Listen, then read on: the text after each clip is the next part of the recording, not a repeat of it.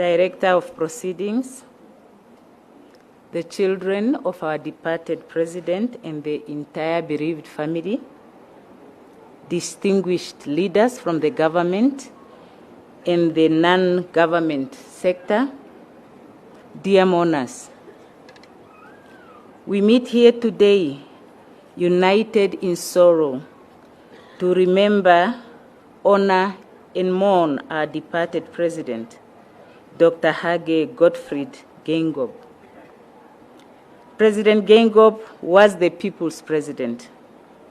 He had the ability to draw people from across different backgrounds, and this has continued to be the case in the aftermath of his passing. The 4th of February 2024 will go down as one of the darkest days in our nation's history when we lost our president. Although President Geingob had publicly disclosed his health condition, and we all appreciated its seriousness, we still hoped that he would pull through it. So when the news of his death came, it caused profound shock and sadness. That shock has continued to reverberate across the world and has generated an outpouring of messages of tribute and condolences. As Namibians, we have lost our leader, a father and the pillar of our Namibian house. As public servants, we have lost a mentor and a source of inspiration.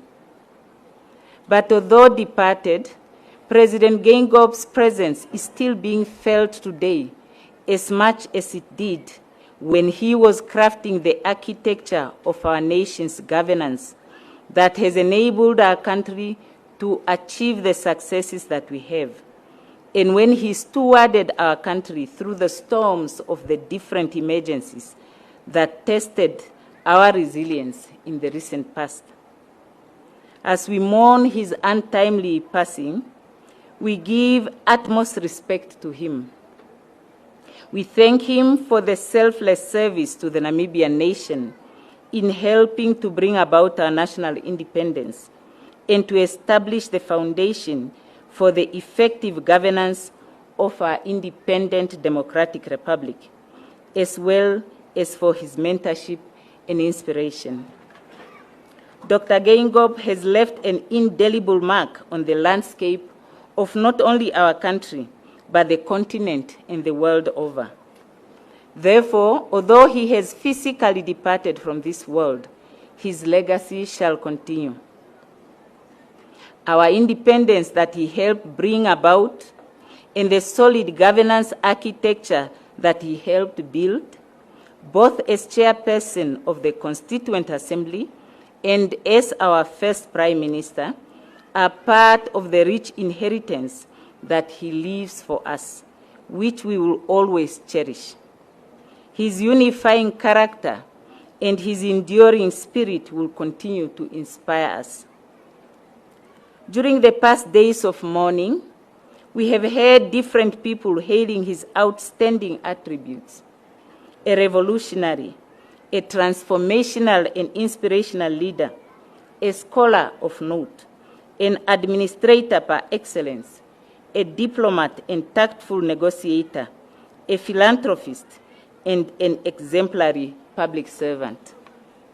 We lost a man who touched many hearts, a caring leader who dedicated his life to serve and uplift others, and an efficient administrator who prepared us to serve our nation diligently. Dr. Geingob was a mentor who championed the establishment of the public service on a solid foundation that has put it on course to support our country's efforts towards development, good governance, and social justice for all. Che Guevara, an Argentinian revolutionary, said, and I quote, "Whenever death may surprise us, let it be welcome if our battle cry has reached even one receptive ear, another hand reaches out to take up our arms." In honor of the memory of Dr. Geingob, we should continue to strive for the unity of our people and uphold the spirit of Ubuntu, aim for excellence, remain unyielding in our national endeavors, and give the very best to our country. Dr. Geingob inspired us in the public service to embrace the principles and core values of the Namibian Public Service Charter, which he championed. Therefore, let's commit ourselves as public servants to continue serving based on the principles and values of taking responsibility for our actions, being honest, and ensure that systems and procedures are rules compliant, treating others with respect, and in a manner we would want to be treated. And of course, pulling in the same direction, leaving no one behind in our Namibian house, the clarion call under Harambee Prosperity Plans 1 and 2. These are ideals that he had cherished and upheld throughout his life. To the family of our late president, Madam Monica Geingob, the children and the extended family, I extend our heartfelt condolences and sympathies on behalf of my family and on behalf of the Office of the Prime Minister. During this dark period of mourning, take solace in the knowledge that we all share in your grief. You are in our prayers. Dr. Geingob was the essence of bravery and resilience. He has demonstrated that character to the very end. I believe, therefore, that the following expression by an author I don't know will be an accurate reflection of how he would feel about this dark period we are going through. It goes as follows. When I come to the end of the day and the sun has set for me, I want no rise in a gloom-filled room. Why cry for a soul set free?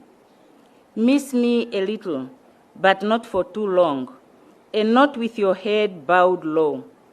Remember the love we once shared.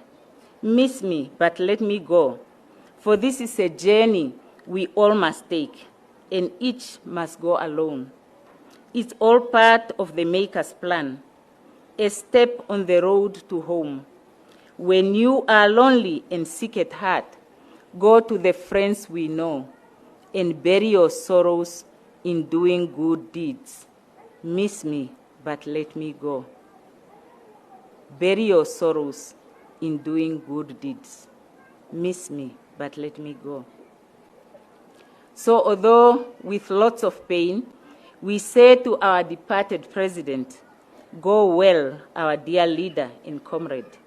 You will forever be in our hearts and in our minds. May your kind soul find peaceful rest in eternity. Thank you.